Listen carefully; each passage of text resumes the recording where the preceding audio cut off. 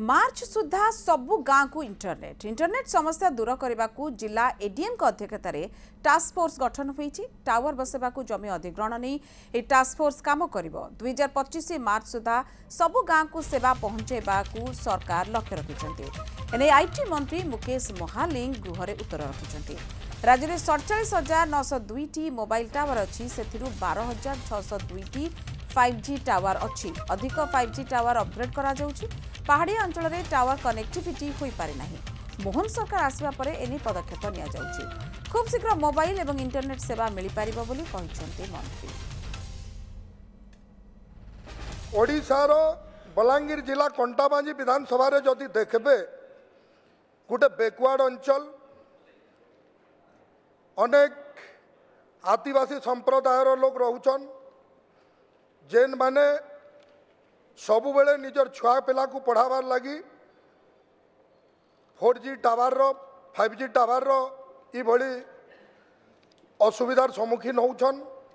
अंचल रे विभिन्न जगार आकलन करा जाऊ प्रत्येक 3 किलोमीटर रे गोटे टावर रो व्यवस्था करा जाऊ एवं जो गाँ माने आज पर्यंत टावर नहीं तो भोट नहीं गोटे आवाज उठाई से गाँ मान को मध्य तुरंत टावर जोगे देवार व्यवस्था करा जाऊ। पहाड़िया अंचल मान अनेक समस्या होची जोटी आप 2 किलोमीटर 5 किलोमीटर मध्य टावर कनेक्शन हो पारना।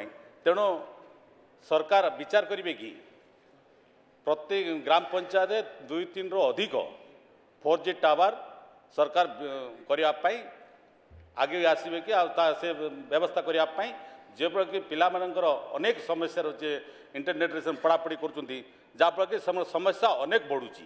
तेणु पहाड़िया अंचल रे समतल अंचल रे जोटी टावर पाऊना माननीय मंत्री ताकू अग्रगति भित्ति रे नेटवर्क कनेक्ट करने सरकार मंत्री विचार करेंगे कि भारत सरकार डिजिटल भारत निधि प्रकल्प अंतर्गत 3 गोटी प्रकल्प यथा LWE फेज 2 एस्पिरेशनल और 4G सैचुरेशन जरिया 4,277 गोटी मोबाइल टावर स्थापन कराजिवार लक्ष्य धार्य करा जाइछि पूरा ओडिशा रे।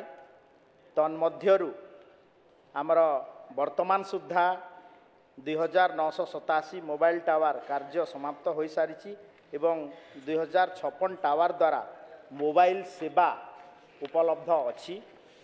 बाकी 902 टावर कार्य चालू रही अछि। समस्तंको मोबाइल टावर को समस्त मोबाइल टावर को मार्च 2025 सुधा कार्यक्षम करने लक्ष्य धार्य करा जाइछि।